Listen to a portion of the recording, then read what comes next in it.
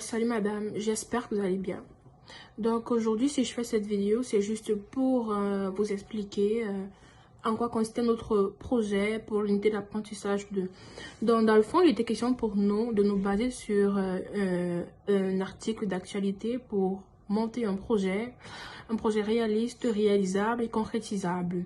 Donc mon attention et celle du reste de mon groupe, c'est directement porté sur un article du journal Le Droit datant du 28 octobre 2020.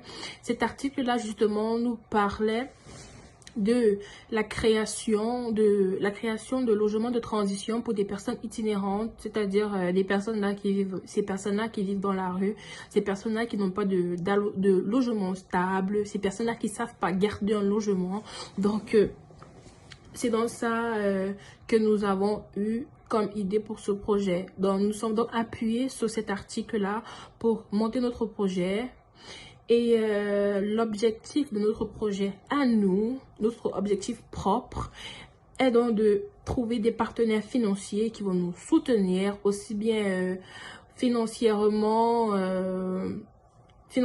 surtout, dans le but, qui vont nous soutenir financièrement tout le long de ce projet, afin que nous puissions justement construire une moyenne de 65 appartements pour ces personnes-là qui souffrent de ce manque de logement et afin de retirer, on va dire, le maximum de personnes de la rue.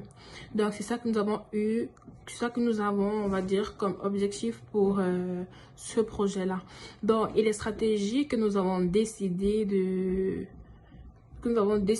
stratégies que nous avons opté en fait dans ce projet était bon, nous avons une seule stratégie, on va dire, et notre stratégie est donc de rédiger une lettre de pétition.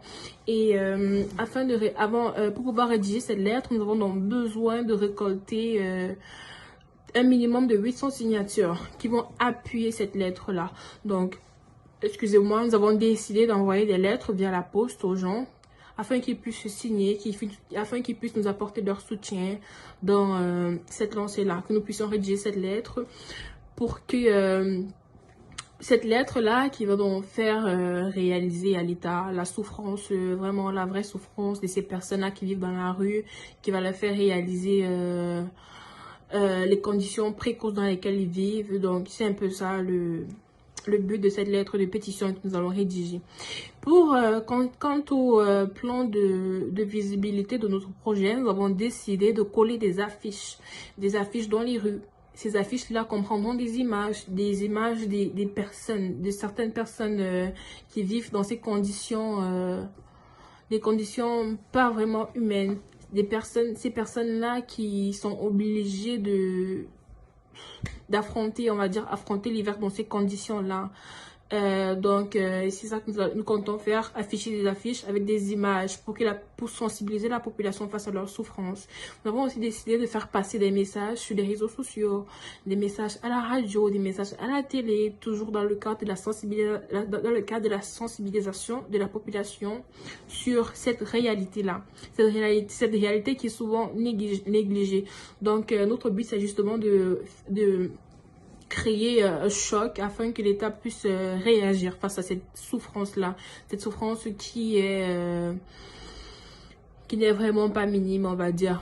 Et toujours dans le cadre de notre projet, nous allons aussi organiser des journées de sensibilisation. Nous allons organiser des journées de sensibilisation, nous allons rencontrer quelques personnes itinérantes pour qu'elles nous relatent justement les difficultés qu'elles endurent au quotidien, qu'elles nous relatent leurs souffrances, qu'elles nous relatent comment elles vivent leur situation et qu'elles nous disent en fait ce qu'on pourrait faire justement pour les aider à améliorer leurs conditions de vie. Donc c'est ce que nous comptons faire. Ensuite, nous avons aussi décidé de trouver des collaborateurs dans le cadre de ce projet-ci. Et donc, comme collaborateurs, nous avons jugé bon de collaborer avec, premièrement, excusez-moi, la soupe populaire, merci. Nous allons collaborer avec la soupe populaire parce que la soupe populaire est en mesure de nous apporter des repas chauds pour ces personnes itinérantes, car figurez-vous bien que ces personnes-là n'ont même pas toujours de quoi s'alimenter. Donc, ce sera vraiment un grand soutien pour nous qui nous apporte ces repas-là pour ces personnes. Et nous avons aussi décidé de collaborer avec la banque déjà. Nous avons décidé de... Excusez-moi, nous avons décidé de collaborer également avec Desjardins, car nous avons jugé qu'ils nous seront d'un grand soutien aussi. Et enfin, nous avons décidé de rédiger une lettre de financement à l'endroit de la municipalité de la région de l'Outaouais.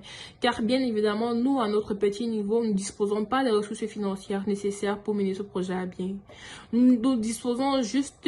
Nous pouvons juste mettre sur pied des idées, entamer des démarches, mais les capacités, les ressources financières nécessaires, nous n'en disposons pas. Ce qui fait que nous avons rédigé cette lettre-là auprès de la municipalité de la région de l'Outaouais afin qu'ils puissent nous guider, nous apporter leur soutien financier pour que nous puissions justement mener ce projet à bien et à terme et que nous puissions construire justement ces appartements-là pour sortir ces personnes, pour sortir vraiment ces familles, ces nombreuses familles de la rue et les mettre vraiment à l'abri de certains besoins de base. Donc, dans le fond, c'est vraiment ça à quoi se résume notre projet. Et j'espère que j'ai pas été trop longue, j'espère que j'ai été précise et concise dans mes explications. Donc, et puis, ça va être tout pour ça va être tout pour les explications en ce qui concerne ce projet. Je vous remercie de votre attention et je vous souhaite de passer une bonne journée.